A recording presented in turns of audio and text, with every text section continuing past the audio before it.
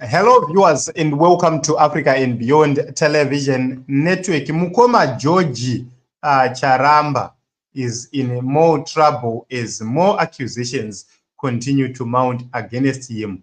Maria Charamba says, I collaborated with a team of journalists from the USA to create a documentary about how Uncle George Jamwanda raped me at 14 years ago. The documentary, releasing soon, includes evidence of our efforts to hold him accountable and features testimonies from our relatives. So this is what is happening, and this is what George Charamba is actually facing at this point in time. And 4 years ago, there was a prophecy by Pastor Ian Love, which he mentioned about George Charamba getting into trouble. Let us take a look.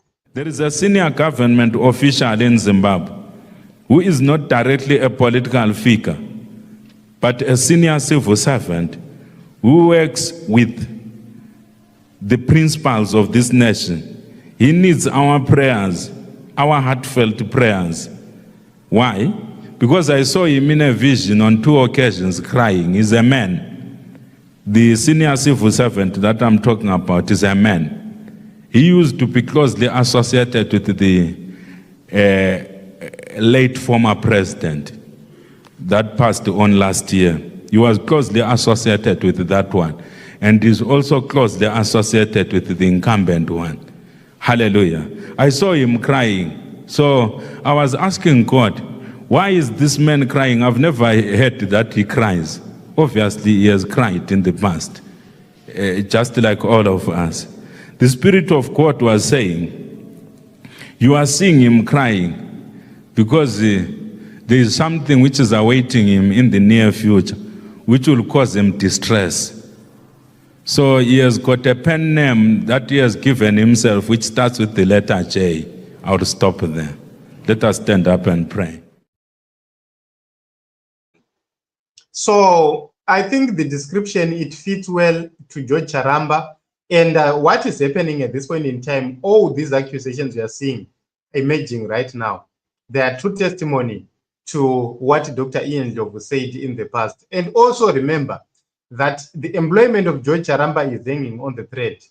Anytime George might be dismissed for good, because remember, they are in disagreement with the principal, who is the president. They no longer trust him, and is in trouble, that one. So he's surviving solely on political machinations, and also because he does hold critical information.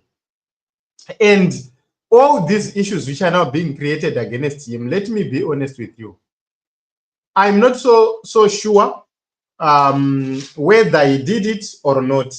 I will not dwell much on that. But what I can tell you is these matters are now coming out publicly because they want to try and silence him. They want to silence him for good. So which means he may have to make choices, either to keep quiet on something he knows, or he will have to face the consequences. Those are the other informations which are circulating in the corridors of power. To say they want him quiet, that is the reason why they have resurrected his past crimes, so that they are able to control him effectively. So it's very, very sad. This is what is happening. And, you know, if you are a victim of abuse, you can understand how it feels to be abused by a very powerful person, and that very powerful person does not face justice.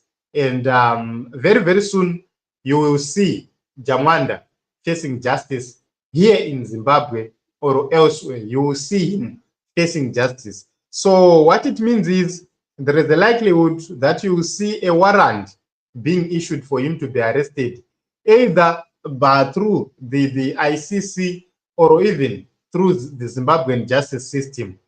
That is what happens when you have worked against the people for a very long time, and you have made a lot of people to cry. So many allegations against him, and it's very, very important to note that Zimbabwe right now is burning, and anything might happen. Let us continue to pray for change in the nation of Zimbabwe. Let us continue to pray for our lives to be preserved.